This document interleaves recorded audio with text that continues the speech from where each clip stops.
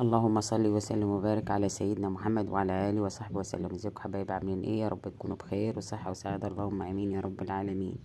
سعدنا انضمامكم في قناه يوميات ام محمد اسيوط.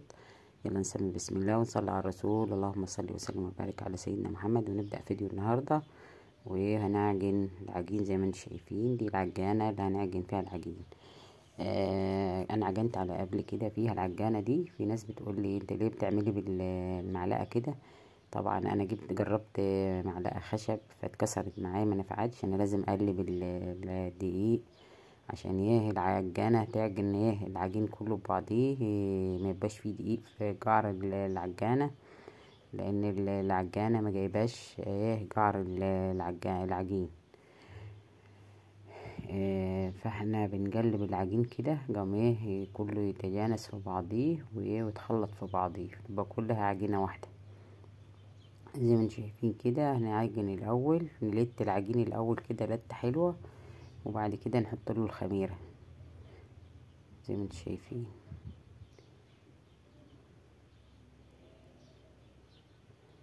طبعا يا جماعه لازم تلت العجين الاول قبل ما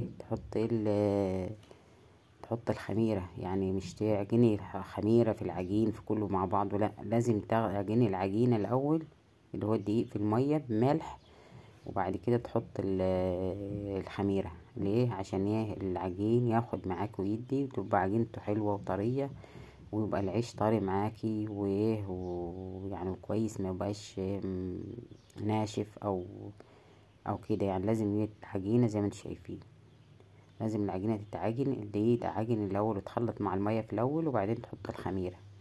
في ناس كتير بتحط الخميره قبل العجين، لا، لازم تعجني العجين الاول وبعدين تحط الخميره. هيبقى احسن للعجين واحسن للعيش لما تخبزيه تلقيه طري وكويس، وتبقى يقعد معاكي فتره حلوه طري زي ما يكون مخبوز على طول. طبعا احنا حطينا الخميره زي ما انتم شايفين. هنشغل العجانه اهي، وبرضه هنقلب معاكم بالمعلقه على اساس العجين يتخلط كله، والخميره تخلط في العجين كله، ما تبقاش العجين الخميره فوق والعجين تحت من غير خميره.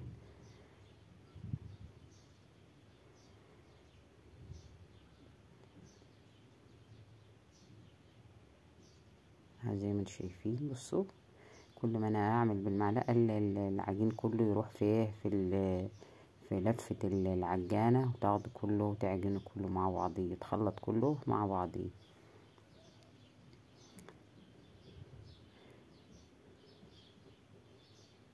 طبعا العجانه دي لازم يتثبتها في حته تكون كويسه عشان هي ما تتحركش. خلصنا العجين زي ما انتم شايفين كده، خلاص هنبتدي نقطع العيش معاكم. وانا هوريكم الطريقه، في حبايبي اللي قالولي، وانا وريتكم قبل كده الخميره ازاي نعملها وازاي نربيها من نفسنا. وريتكم ان هي الخميره فصين توم وكم حبايه فلفل اسود، وتربيها وتعمليها. يعني مش هتربيها تعمليها على اساس تربي منها الخميره اللي هتعملي منها العيش ده. ده اسمه عيش بلدي صعيدي، عيش بلدي، ده العيش الاساسي، عيش البلدي الاساسي. طبعا قطعنا كميه العيش زي ما انتم شايفين كلها ودبناها وحطيناها. طبعا شيء في حاجات منها خبرت، فقلبناها وباقي العيش طبعا هنستناه يخمر كويس، عشان ده الكميه دي الاولانيه اللي احنا قطعناها في الاول.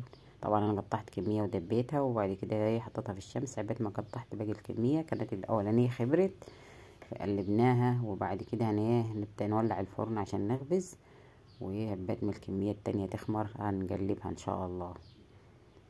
طبعا زي ما انتم شايفين هنرص العيش. الدبان ده اساسي في اي مكان، فاحنا مش هنعمل له حاجه زي ما انتم شايفين. طبعا ولعنا الفرن والفرن سخنت، وهنبتدي نرص اول رميه عيش في الفرن. وهوريكم العيش طالع زي الورد كيف معاكم. بس بعد ما نرص كده ونطيب نسويه سويه حلوه. طبعا احنا هنعلي النار كده الاول عشان يشد معانا، وبعد كده اول ما ياخد الشده نبتدي نهدي النار عشان يستوي كويس عشان يبقى قلبه مستوي، مش نعلي النار ونخليه يحمر وشه وظهره ونطلع بسرعة. ده لا، لازم العيش ياخد وقت على الفرن عشان يستوي حلو. لازم تهدي النار فوق وتحت قبل العيش يستوي سوا كويس. لو عليت النار هتبقى عالية والعيش ما هيستويش، هيبقى قلب العيش قاعد ني معاك، هيبقى قاعد ني معاكي وما هيبقاش مستوي. بصوا انا اوريكم رص العيش، ويعني انا اوريكم من اول عجنه لحد رصه في الفرن. وهنطلع اول رمية وهرص الرمية التانية، وزي ما انتم شايفين معاكم الرمية بتاخد حوالي ساعة الا ربع في الفرن قبل ما تستوي. طبعا العيش زي ما انتم شايفين ولازم ياخد وقت معانا على الفرن. خلاص كده رسينا اول رمية، وهنشوف تاني رمية. وكده هوريكم العيش لما رصيته في الفرن اهو. طبعا الحتة اللي من وسطاني دي بتحرق العيش معايا، فانا بحاول هنا محطش فيها. دي اول رمية طلعناها في الفرن. دي كمية العيش اللي طلعناها من الاول. هنرص واحدة تانية مع برضي في الفرن زي ما انتم شايفين اهي. انا حطيت واحدة وسطاني لان انا هديت النار خالص وابتدت ما تحرقش العيش، وطبعا لازم نفوتها عشان ما تحرقش العيش معاكي. كل رمية لازم تكنسيها من النخالة وتفوديها. وده كمية العيش اللي احنا خبزناها التانية. كده خلاص خلصنا كمية العيش كلها.